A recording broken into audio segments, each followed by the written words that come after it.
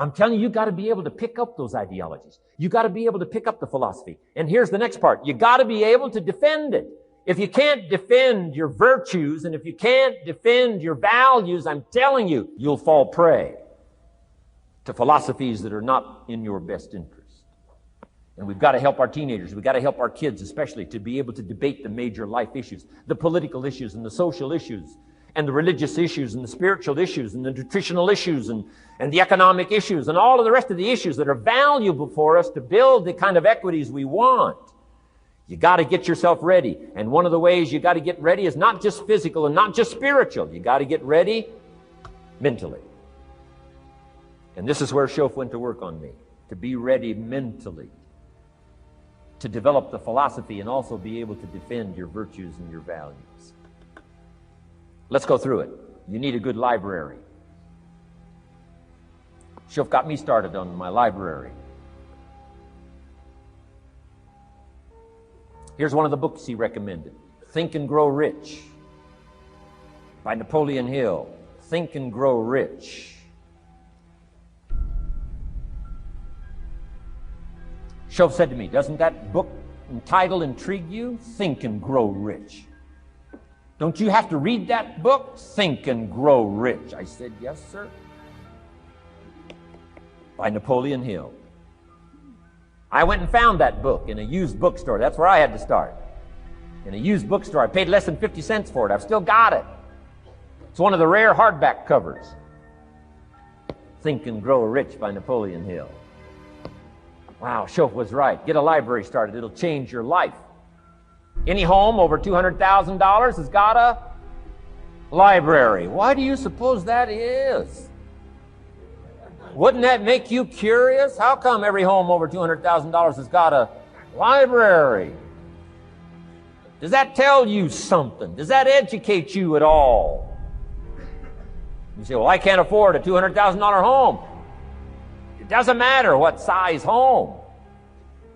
Take your present apartment, clean out a closet, call it your library, and start acting intelligent. And start this process like I did. Start developing a library. Here's what your library needs to show: that you're a serious student of health and life, spirituality, culture, uniqueness, sophistication, economics, prosperity, productivity, sales, management, skills, values of all kinds. Let your library show you're a serious student. Don't be casual in learning. Don't be lazy in learning. Information is the key. Okay. Learning is the beginning of wealth. Learning is the beginning of health. Learning is the beginning of prosperity. Learning is the beginning of democracy, the beginning of freedom. All values, all virtues start with the learning process. So don't be lazy in learning. Don't be lazy in gathering the library that will teach you and instruct you. And I got that book, Think and Grow Rich. Some of the ideas in that book inspired me no end, helped me to change my life. Now, it's got some weird stuff in it. You know, it's got some weird stuff. Napoleon was weird, so you gotta separate out a little of this weird stuff. But you can do that. You can separate out the weird stuff, okay? Unless you're weird, just do the weird stuff. Anyway, remember, don't be a follower, be a student. That's the key to all books. Don't be a follower, be a student. Okay. Another book he recommended. Help Me Become Financially Independent. We're going to cover that before we finish this afternoon. The book was entitled The Richest Man in Babylon. The Richest Man in Babylon by George Clason, C-L-A-S-O-N.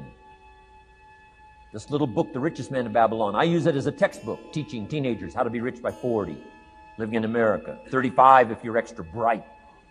Much sooner if you find a unique opportunity. I got rich by the time I was 31, didn't wait till 35. If you find a unique opportunity.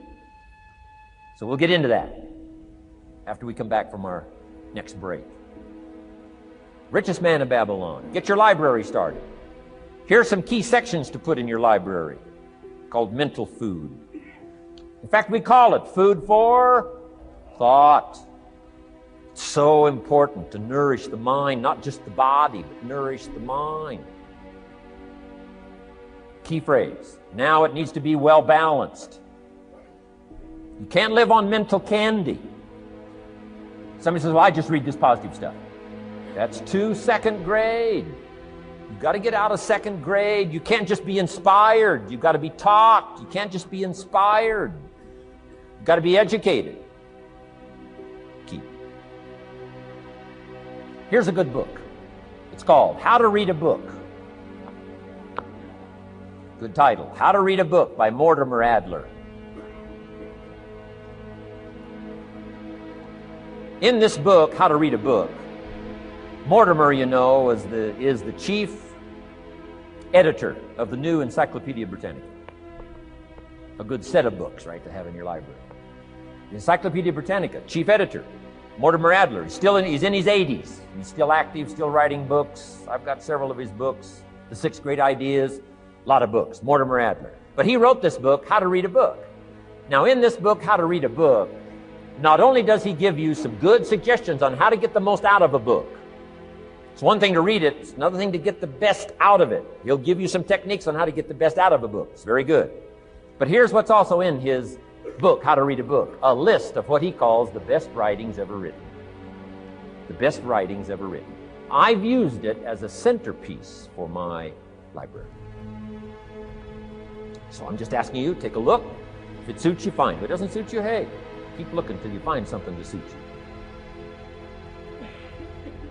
But well balanced.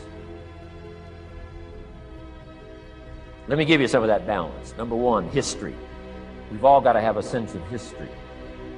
American history, national history, international history, family history, political history.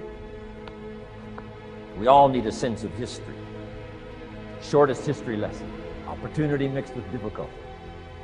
No matter how far back you go, 1,000 years ago, 2,000 years ago, 3,000, 4,000 years ago, I'm telling you, it all reads the same. Once you understand the thread that it isn't going to change, then what's going to change for my life? Answer, looks like I'm going to have to change. History helps us to understand how it is, what there is to work with, seed, soil, sunshine, rain, and what human beings have done with it in the past. And how many of them have, like I did by age 25, they have messed up. That's what history's for. Be a good student of history. Here's a good book, Lessons of History by Durant. Lessons of History by Durant. This little book is only 100 pages, but I'm telling you, it's so well written, you'll be intrigued, as I was. This little book, Lessons of History by Durant.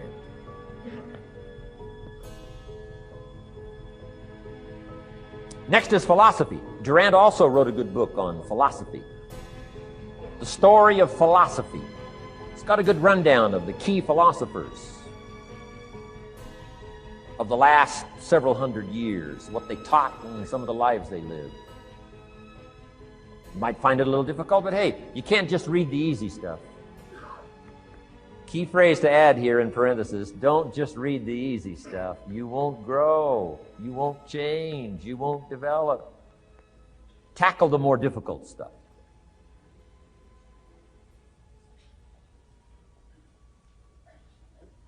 Next, novels. Novels are good. Sometimes an intriguing story keeps our attention so that the author can weave in the philosophy he or she is trying to get across. Ayn Rand was probably better at that than anybody else I could possibly think of. Atlas Shrugged, some of those towering novels. The novel kept us intrigued, but guess what she was doing all the time? Feeding us her philosophy, feeding us her philosophy. Now, whether you agreed with her philosophy or not, you had to admit she was really good at getting it out there, weaving it through the story, in the dialogue and in the speeches and in the text. Fabulous. Novels. Novels are good. Now, here's a little personal advice. Skip the trash. You know. Someone says, well, sometimes you can find something valuable in a trashy novel. I wouldn't go through it to find it. You can find a crust of bread in a garbage can, but I wouldn't go through it. Number one, you don't need the reputation. So, not enough time to read the brilliant stuff, the good stuff. Skip the trash, really. My personal advice on personal development, becoming more valuable than you are. Next is biographies and autobiographies, the stories of successful people, unsuccessful people. There's some dramatic stuff, right? Over the last 100 years, it's been written, biographies and autobiographies. Here's one of the best, the Bible. The Bible is a unique book because it's got a list of human stories on one side of the ledger, another list of human stories on the other side of the ledger. One's called examples, and the other's called warnings. And here's what we've got to have on biographies and autobiographies, both warnings and examples. In the Bible, the examples. The Bible says, look at these people's lives, follow them. Follow their philosophy, follow their advice. Then we got the warnings. Right? Don't do what these people did. They messed up their life and threw their life away. Vitally important, both sides of the scenario. Now, if your life story ever gets in one of those books, make sure they use it as an example, not a warning.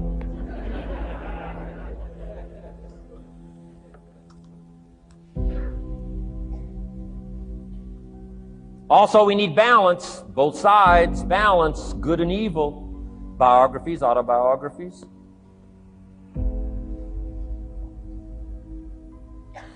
You need a book on Gandhi. You need a book on Hitler. One to illustrate how high a human being can go, and the other one to illustrate what? How low and despicable a human being can become. We need both sides of the scenario. Next, accounting. Got to have a little, at least primary view of accounting. Kids have got to start learning the difference between a debit and a credit.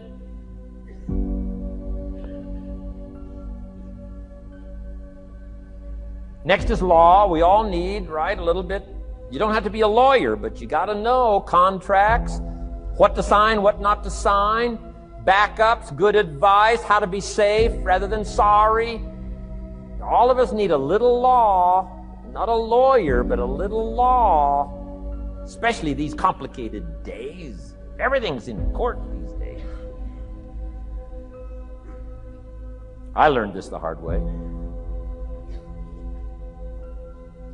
Company wanted to borrow money a long time ago. Up in Canada. Company wanted to borrow some money. The bank said, well, yes, we will loan the company the money if Mr. Rohn will sign personally. And I wanted to play hero, and I knew the company could pay it back. $250,000. So I signed. No problem. Sure enough, within less than a year, they paid it all back. $250,000. I am now a hero. Well, about a year later, this company gets in financial trouble. They go back to the bank and borrow this $250,000 again. I said, I hope my phone doesn't ring because I won't sign the note this time. Because I knew they were in trouble. I knew they were probably going to go bankrupt. My phone never rang. I'm off the hook. Sure enough, within less than a year, the company goes bankrupt, can't pay. But I get this letter from the bank saying, Dear Mr. Rohn, since the company cannot perform its obligation and pay this $250,000, and since we have here your personal guarantee, would you please send us your check for $250,000? I said, hey, hold it. There must be some mistake here. I signed that first note, and they paid it all back. I wouldn't have signed the second note. I didn't sign the second note. Well, what I didn't know I had originally signed was a continuing guarantee. So now I know what the word continuing means.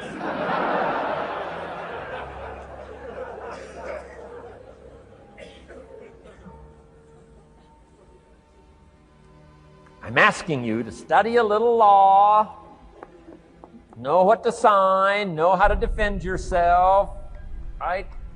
Say, hey, we'll get back. Don't sign too quickly. I mean, there's all kinds of things here. Be a student. Don't be lazy in learning. How to defend as well as nourish. how to grow as well as take care of your enemies. You got to learn. Let your library indicate that you're a serious student about personal relationships with your family, gifts and skills, economics, and all the rest. Here's the next one. Economics. We're going to study that when we come back from our break.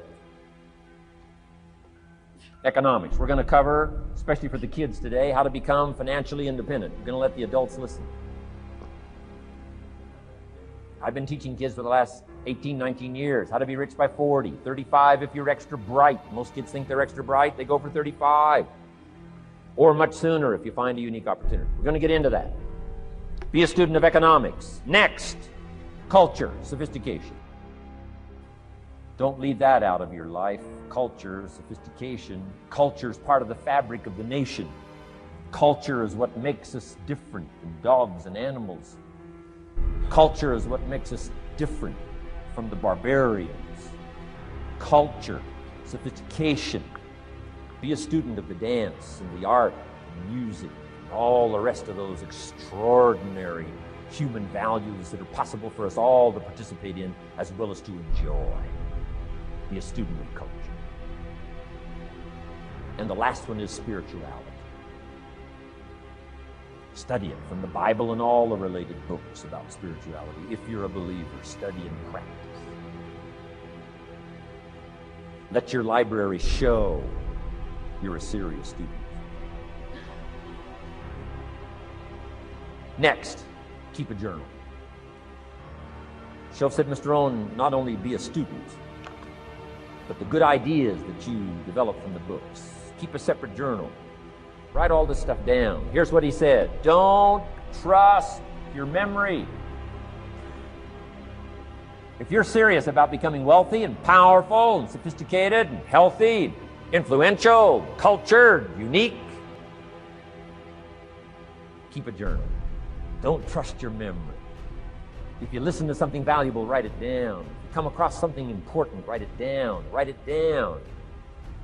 Now, I used to take notes on pieces of paper and torn off corners and backs of old envelopes and restaurant placemats and long sheets and narrow sheets and little sheets and pieces thrown in a drawer. Found out, best way, keep a journal. I've been keeping these journals now since age 25.